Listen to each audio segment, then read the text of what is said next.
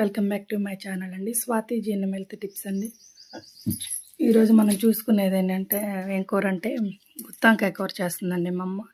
మామూలుగా మనం ఒక్కొక్కరు ఒక్కొక్క విధంగా చేసుకుంటాం. మా మమ్మీ ఎలా చేస్తుందో చూద్దామండి. ఫస్ట్ ఆ మిక్సీలో కొంచెం మేము అల్లం వెల్లుల్లి పేస్ట్ పట్టాము, అందుకే ఆ మిక్సీ గిన్నె అలా ఉందండి. కొంచెం అల్లం వెల్లుల్లి పేస్టు, కొంచెం ఎండు కొబ్బరి, పచ్చి కొబ్బరి వేయకూడదండి, ఎండు కొబ్బరి వేయాలి. కొంచెం ఎండు కొబ్బరి, కొంచెం పసుపు, కొంచెం కారం, కొంచెం ఉప్పు వేసుకోవాలండి. ఆ తర్వాత ఏం చేయాలంటే కొంచెం ముందుగా మీ పులుపుకి తగ్గట్టు చింతపండు. ఇది ఏంటంటే గుత్తంకాయ కూరకి ఎప్పుడైనా సరే పులుపు ఎక్కువగా అంటే కొంచెం ఎక్కువగా ఉంటే పులుపు కారం సమానంగా ఉంటే టేస్ట్ బాగా వచ్చిద్దండి. అందుకని మా మమ్మీ కొంచెం పులుపు ఎక్కువ వేసిద్ది. ఒక ఉల్లిపాయ కూడా కట్ చేసి వేసేసుకోవాలి.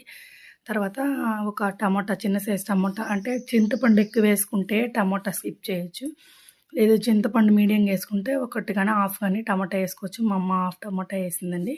అలా వేసుకొని అవన్నీ ఏం చేయాలంటే మెత్తగా గ్రైండ్ చేసుకోవాలి, స్మూత్ పేస్ట్ లాగా చేసేసుకోవాలి. ఆ తర్వాత వంకాయలు మీరు ఏం చేస్తారంటే కడిగి ఉప్పు నీళ్ళైనా వేసుకోవచ్చు, లేదంటే డైరెక్ట్గా ఆయిల్ హీట్ ఎక్కిన తర్వాత అయినా మీరు ఆయిల్ అయినా వేసుకోవచ్చండి. అలా కొంచెం ఆయిల్ హీట్ ఎక్కిన తర్వాత కొంచెం తాలింపు గింజలు వేసేసి మనం మిక్సీ పట్టుకున్నాం కదండి పేస్ట్, ఆ పేస్ట్ అంతా వేసేసి దాంట్లో తిప్పాలండి. నూనెలో వేసి బాగా వేగించాలి, ఎందుకంటే అది కొంచెం కలర్ చేంజ్ అయిద్దండి. చేంజ్ అయిన తర్వాత నూనె పైకి తెలియదండి. నూనె పైకి తెలియదాకా మనం చేసుకుంటే ఆ పచ్చి వాసన అనేది పోయిద్ది, టేస్ట్ కూడా బాగుండిద్ది. ఆ తర్వాత వేరుశనగకాయ విత్తనాలు కూడా వేయాలండి. మా మమ్మీ మర్చిపోయారు, తర్వాత చూసి మిక్సీ చేశాను. వేరుశనగ విత్తనాల పొడి కంపల్సరీ వేయాలి, అది వేస్తేనే టేస్ట్ బాగుండిద్ది. అంటే మేము ఎక్కువగా అది వేసుకుంటాము, ఇష్టం లేని వాళ్ళు స్కిప్ చేసుకోవచ్చు. అందరూ వేసుకోవాలని ఏం కాదు, అంటే మా అమ్మ వేసిద్ది. చింతపండు గుజ్జు కూడా మా అమ్మ ఏం చేసిద్ది అంటే ఒకేసారి మిక్సీలో వేసేసి మిక్సీలో పేస్ట్ చేసి అది దీంట్లో కలిపిద్ది. కొంతమంది ఏంటంటే చింతపండు మొత్తం పిండేసి వాటర్ తీసేసి దీంట్లో కలుపుకుంటారు. అలాగైనా చేయొచ్చు, ఎలాగైనా చేయొచ్చు, అలాగైనా చేసుకోవచ్చండి. అది మన ఇష్టం, అడ్జస్ట్ చేసుకుందామని ఉంటుంది.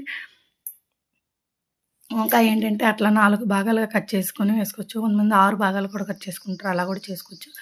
చేసుకొని అలా వేసేసుకుంటే ఈ వంకాయ అనేది గుజ్జు అనేది మొత్తం దాంట్లోకి పట్టిందంటే చాలా బాగుంటుంది ఫ్లేవరు.